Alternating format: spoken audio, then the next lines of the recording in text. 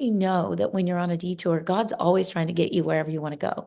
The universe, what if you know that you're so loved and you're meant to do great things? It's just up to you to step into that. And you believe it, then when you go off on a sidetrack, you're going to find opportunities and people and things that are going to guide you back or guide you a different way or take you on a route that will eventually get you there. It doesn't matter how winding it is, although sometimes you may want to say, God, universe, can you give me a straighter path? And then what's going to come back is, as big as you can believe, the straighter the path is that we can go to get you there. And when you're not in that belief, I know what you want and I'm doing everything in my power. One of the things we don't really understand and own is our part in that journey. We're waiting for lightning to strike, telling us who we're supposed to be, which is why we're so susceptible to letting other people tell us who we should be and where we should go. Then we don't understand why we don't feel good about it. And we don't understand that when we don't feel good about it, we're not in alignment with who we really are. Only you sitting or walking, turning off the other noise, all the noise from the outside, and listening and believing and wanting to know your journey will give you the opportunity to make that connection that is you and only you.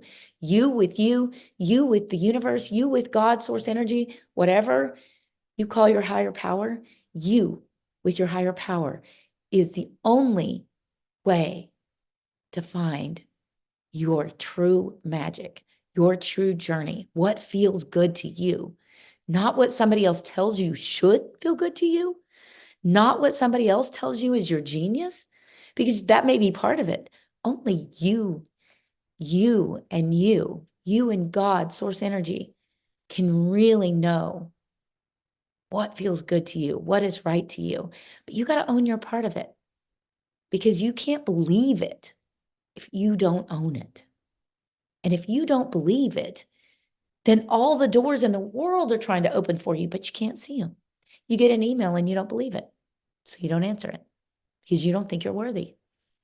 You gotta do the you and you. You gotta, and you're worth it, and you deserve it. Everyone does, and everyone around you deserves for you to line up with you and be all of who you are. And don't worry about what other people say. It doesn't matter. It does not even the closest people to you. You can say, I love you, but I got to be me. And I hope you're along for the ride, because it's going to be a heck of a lot of fun, right? Because it's always fun if you line up with you. It's so much easier. And honestly, it's easier for you to support them lining up for them. If you don't need them to approve of who you are, and you let them do them with such love, because you understand that their journey is theirs and your journey is yours, how much more you can love, how much more unconditional your love is when you let in the unconditional love for yourself. That is God, universe, source energy. You're so loved, and so is everyone around you. It doesn't matter what anybody's done. It doesn't have anything to do with the love that's there for you. Because anything you've done that doesn't feel good to you comes from a place of disconnect, comes from a place of not letting that love in. When you don't let it in for yourself, you're so limited in how you can love others or even help others or even be there for others, because you can't accept more for them than you're allowing for yourself. And that's a painful lesson. And sometimes we never get the opportunity to see it. You know, some people go to their grave and they never knew that. I'm grateful that I know that, because it changes the way I walk in the world forever. Yeah. And that doesn't mean you don't have moments, but it means that you can operate from such a much more loving space. Unconditional love. And unconditional love doesn't mean allowing someone to take advantage of you.